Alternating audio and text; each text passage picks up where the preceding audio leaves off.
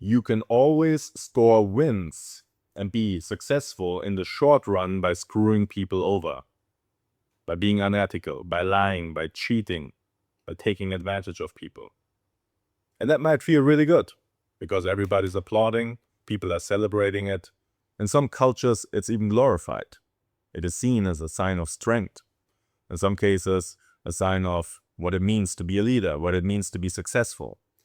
So apart from those distortions and mental dysfunctions, you have to understand that you live in the real world and you are in a two-way interaction with reality and your environment.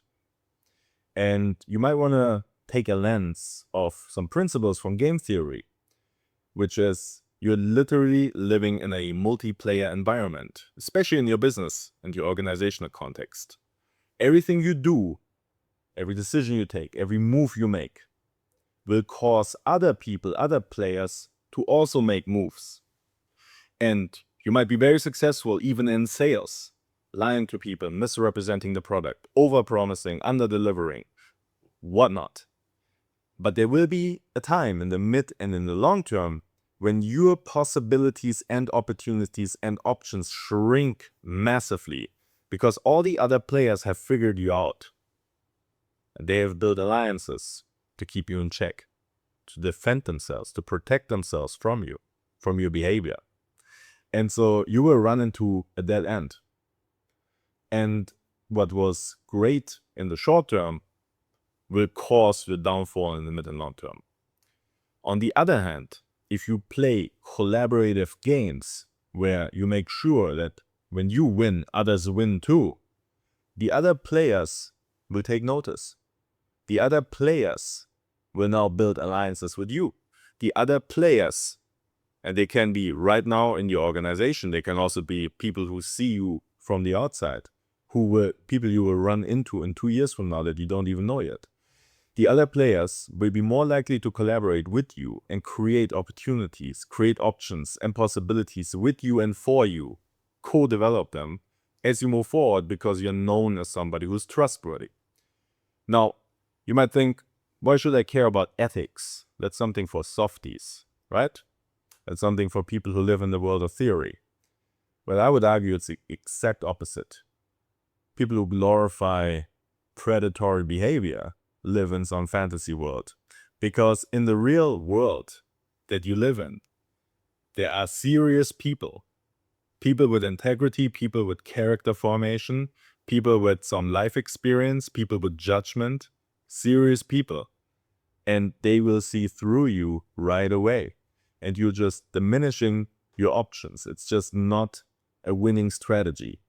And so ethics is not something theoretical. It's just common sense that if I treat you in a bad way, if I take advantage of you and you are aware of it, you feel it, you will become defensive. You will push back. You will protect yourself. This has nothing to do with abstract ideas about morality. This is just human psychology. That's human interaction. I will protect myself. I'll be on guard with a person who is known to be a crook, or a person who gives me that vibe, a person who talks with enthusiasm about screwing other people over, even though that person might be my friend or somebody in my inner circle. I would know it's just a question of time until the same behavior would be applied on me. So regardless of your philosophical stances, when you play short-term games and you take advantage of others, they will defend themselves and they will become protective. Now, where do these ideas come from anyway? Sometimes we look back at history and we see often in school education, especially in certain parts of the world, we see that certain figures are celebrated or presented in a very positive light, despite being responsible for massive atrocities, wars, and military conquests of countless countries. We see those people as admirable. There's a admiration for books like The Prince by Machiavelli, Sun Tzu, The Art of War. It gives me an edge. The 48 Laws of Power, 33 strategies of war. Now I have an edge over the others. I will outcompete them. And what I find particularly sad about all of this is all this energy is spent inwards on defeating your own colleagues. Those people who trust you. The customers that trust you. The suppliers, the vendors that trust you. The other employees that trust you. The leaders that trust you. And these mentalities, these mindsets are now being implanted into the heads of ambitious young people, or can also, they don't have to be young, but in the minds of people in organizational contexts, thinking that they will have a competitive edge by screwing other people over. And the really unfortunate reality of this is the organization destroys itself over time by allowing this, by nurturing this. Again, there's always short-term wins to be made, but over time, it will erode the entire trust. It will lead to people going against those who went against them first. It will lead to trust being broken, communication chains breaking down, hierarchy levels breaking down, good people leaving, top talent, of course, took a lot of money and time to hire, leaving. As soon as this becomes a culture, as soon as this is normalized, it's very hard to turn this around again, because then it's not anymore about one individual person, but then it really becomes about the entire atmosphere.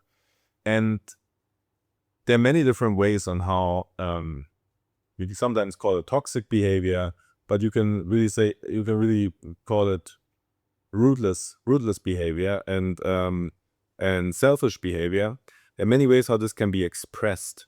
Right? You see this in managers, for example, that will nitpick on certain supposed flaws of their employees, and then make sure that those employees are in a constant state of being destabilized, emotionally unsure about themselves, trying to prove now to the manager that they are good on other levels. You see this in literally lies, or even lying by omission, when certain things that are important and crucial information are not being shared, and basically other colleagues are being allowed to walk off the cliff, right? Because the information was not given on them in time. And you will find those behaviors more often in environments of resource scarcity, and often the accompanying environment for that. And resource scarcity can be, especially in organizational context, can be real. There are a certain amount of positions the employees compete for, that might be even encouraged. It can be real, but it also is in many cases quite imagined. There are a lot of environments, you think even of sales, where your ability to produce results is not necessarily scarce. It increases by your skill level. It increases by your competence. It increases by you upskilling and developing your skill level to the next level. It doesn't come from stealing the leads from your colleagues. It doesn't come from overpromising and lying to your customers. Also, it's important to note that this type of behavior is not necessarily, as it's sometimes presented, a sign of strength at all. It is a compensation. It is a substitute for a lack of skills. Right? If I cannot compete by skill, if I cannot compete by competence, if I cannot compete by value creation, then I have to resort to these types of tactics. And sometimes this can be driven by people who feel a need for external validation, which is very overriding, like needing to be seen, needing to be in the spotlight. Sometimes it can be driven by fears like, if I do not get ahead, the other person will get ahead. If I don't do it, the other person will do it. And it's ultimately on leaders to intervene and to create the environments that they want to see. But an environment that allows for people to screw each other over, and for people basically being engaged in daily infighting against each other in the organization, that's not an organization that will win in a dynamic marketplace. That's not an organization that will win when everything around it falls apart, when the industry gets disrupted, when quick pivots are necessary, when everybody needs to unite under a shared purpose and work together to turn the ship around. those organizations won't get there, because every one of those people who basically cheated for you will eventually cheat against you. And that's one of the core principles that every leader should keep in mind when encouraging an environment of ruthlessness. The same behaviors that you're encouraging amongst your team, amongst your organization, are the same behaviors that eventually will turn against you. So the only real remedy is to start with your own mental operating system and start there. There's the extreme of being extremely laissez-faire, empathetic to an extent that is harmful, to an extent that's ridiculous. And there's the other extreme of being extremely ruthless and assertive, or basically not caring about anyone. There's a middle ground. And sometimes, situationally, you need to be very decisive, you need to be very assertive, you sometimes need to bulldoze over things in a time-bound manner, where it is time-bound and there's a repair afterwards too. Sometimes quick decisions need to be made, especially when a lot is at stake. That's totally understandable. But it cannot be the mode of the company all the time. And there's a middle ground where leaders take from the toolbox of available leadership styles and also of available mentalities, and ensure that you have an environment in which collaboration is the key component.